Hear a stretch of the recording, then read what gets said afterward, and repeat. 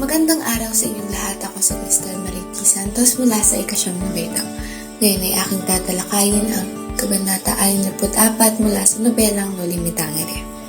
Sa kabanatang ito ay pinakita ang mga kinahinatnan at mga buhay ng ilan sa mga tauhan sa nobela sa katapusan ng kwento nito. Sinabing simula noong pumasok si Maria Clara sa kumbento ay nanungkulan na rin dito ang pansamantala si Padre Salvi. Ilang araw ang lumipas ay naging obispo ito at pumunta sa Maynila. Si Padre Damaso ay naglagi rin sa Maynila at di kalaunan ay nalipat din sa isang malayong lalawigan upang doon na ito magmisa. Di nagtagal ay pumanaw na rin ito. Sinabing maaaring mangungot o sama ng loob ang dahilan ng pagpanaw nito. Si Kapitan Tiago naman ay labis na nangayayat at nawalan ng tiwala sa mga taong nakapaligid sa kanya at naging mapag-isip din ito. Nalulong siya sa iba't ibang mga bisyo gaya ng marijuana.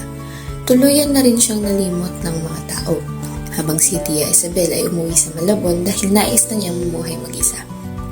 Patuloy naman sa pagpapanggap si Doña Victorina. Dinagdagan niya ang mga kulot na nasa kanyang ulo upang makapagpanggap.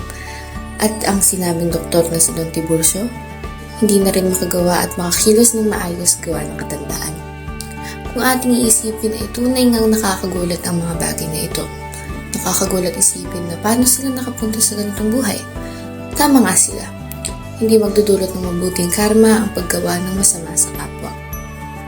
Sa aking palagay ay napakaraming bagay na may kaugnayan sa kultura ang nabanggit sa nobela. Ngunit ang pinakatumatak sa akin ay ang pagtungkol sa pananalig sa Diyos, tutulungan at pagsasama-sama. Ang pagsasama-sama lalo na sa ating mga kapamilya ay isang malaking bahagi ng ating kultura. Sa kabanatang ito, kahit na magkakapamilya ang ilan sa mga tauhang nabanggit, ay napili pa rin nilang magpakalayo-layo at magkaroon ng sariling buhay. Sa aking palagay ay magandang bagay ito dahil natututo tayo bumukod at higit sa lahat ay natuto ang mga tauhang ito sa nangyari sa nakaraan. Ngunit para sa mga taong kagaya ni Victorina na hindi pa rin tumigil sa paggawa ng maling gawi ay dito na papasok ang paniniwala ng mga Pilipino na may tamang oras para matuto ang mga tao. Para naman sa pananampalataya sa Diyos at pagtutulungan. Sa isang bahagi ng kabanatang ito ay nabanggit na mas gugustuhin ng mga tao na magkaroon ng mga mabubuting mga pari. Dito ay makikita natin na labis silang natuto sa nangyari sa nakaraan kung saan naabuso ang marami.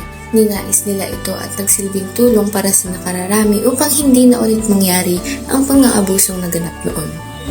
Ang mga tauhan na maaaring makita natin sa kabanatang ito ay sina Maria Clara, Padre Salvi, Padre Damaso, Kapitan Tiago, Tia Isabel, Doña Victorina, Don Tiburcio at si Linares. Para naman sa talisalitaan, ang mga napili kong salita ay mongha, nanlupaypay, umugong, buwig, iti, at tiniente grado komandante. Ang kahulugan ng mongha ay madre, para naman sa nanlupaypay ay nanghina, umugong ay tumunog o dumating. Ang buwig naman ay ginagamit bilang panukat para sa mga prutas.